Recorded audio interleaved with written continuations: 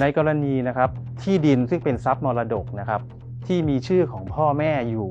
นะครับโดยที่ยังไม่ได้มีการโอนหรือเปลี่ยนแปลงในทางทะเบียนให้กับทายาทนะครับ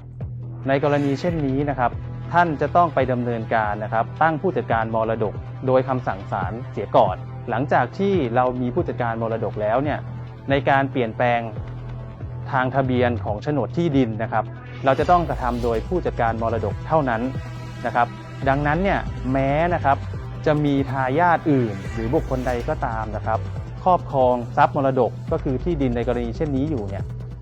ผู้ที่ครอบครองนะครับจะไม่ได้กรรมสิทธิ์นะครับทายาทที่จะได้กรรมสิทธิ์เนี่ยจะต้องมีการเปลี่ยนแปลงทางทะเบียนเป็นชื่อของบุคคลนั้นเท่านั้นนะครับหรือพูดง่ายๆก็คือว่าในกรณีนะครับที่ดินที่มีโฉนดที่ดินเนี่ย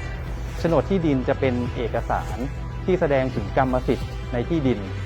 เท่านั้นนะครับสำหรับในกรณีนะครับที่ดินมีชื่อของพ่อแม่นะครับซึ่งถึงแก่ความตายไปแล้ว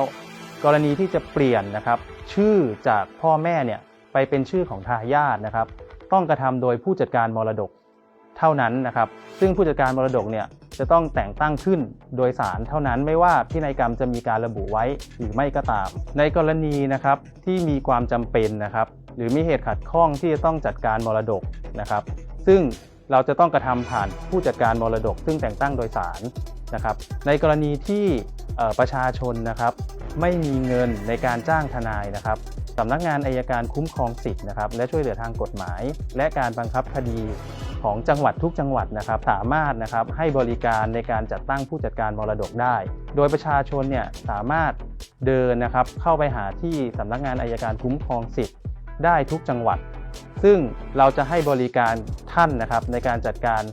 แต่งตั้งผู้จัดการมรดกแต่เงื่อนไขที่สำคัญประการหนึ่งนะครับคือในการแต่งตั้งผู้จัดการมรดกเนี่ยที่จะใช้บริการของสำนักงานอัยการคุ้มครองสิทธิ์คือทายาททุกคนนะครับจะต้องมีความยินยอมนะครับในการที่จะสนับสนุนหรือแต่งตั้งใครนะครับเป็นผู้จัดการมรดกนะครับหรือพูดง่ายๆว่าหากเลือกใครเป็นผู้จัดการมรดกแล้วเนี่ยทายาททุกคนต้องให้ความยินยอมด้วยนะครับ